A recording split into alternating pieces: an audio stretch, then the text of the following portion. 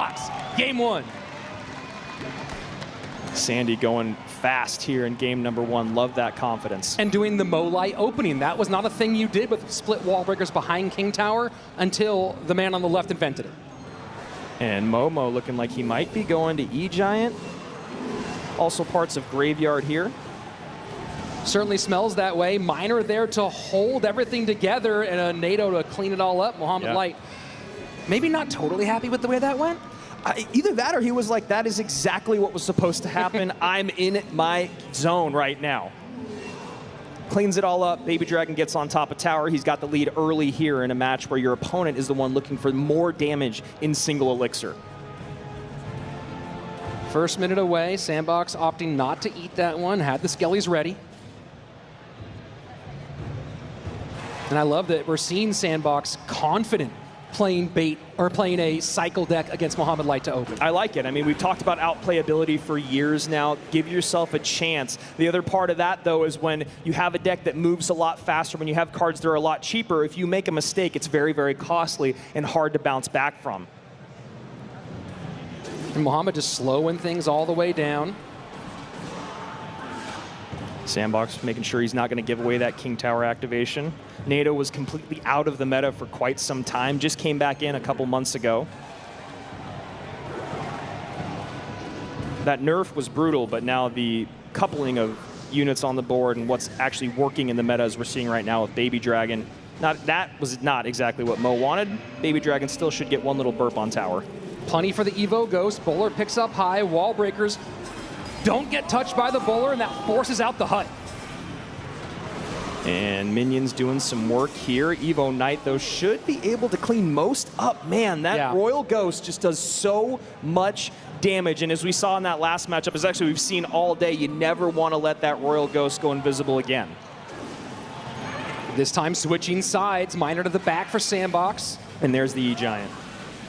E-Giant's not going to touch the breakers, though. NATO for King Tower activation. Cannon going right into a Baby Dragon, though. That is not what Sandbox wants. And Minions putting in work. That range buff so effective against the E-Giant when before it was completely useless to play Minions on top of an E-Giant. Or near it, I should say. And at the moment, as we are getting into sudden death overtime, it is Sandbox with this critical game one lead, 17-31 to 23-13, but we've seen this song play out before. Yep. Sandbox playing cycle, we're in double, we're getting closer to triple against E-Giant. Well, it's really important for Sandbox is he's got to keep up the dual lane pressure. As you can see, and as you all know, when you're playing against E-Giant, the last thing you want is that perfect push to come together, and the best way to do that when you have a deck like Sandbox's, rely on your opposite lane pressure, rely on your cannons, your high DPS units, and just control the board, control the pace. Bar barrels have been really nice for Sandbox so far. Mo sets up Bowler one more time to the left. Baby Dragon has to get kited by that Miner. Minions come down. Minions going to get cleaned up for the most part with that Baby Dragon shot. And Evo Miner in front. There you go. An odd high cannon there. You think that's going to be sniped off the board. And Mo can see a big opening. Second cannon to pull. Not enough for Lightning. The double bowlers on the board. Cleaning up that Royal Ghost. Now we got the lineup. Bowler very healthy. And what a save. What a bar barrel. You are so right, Rich. Good damage on the right-hand side, though. Tower's basically even all across the board. Sandbox in the lead with 1584 being the lowest tower on Mo's side. Mohamed changes lanes, goes to his strong side with the E-Giant, 40 seconds-ish remaining. Rich, for how insane of a matchup this is, this room, you could hear a pin drop right now. I mean, it's absolutely silent.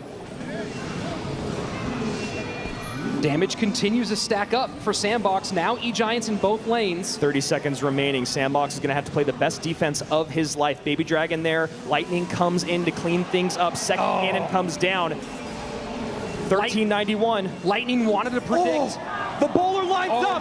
The overwhelm. Mohamed Light endures.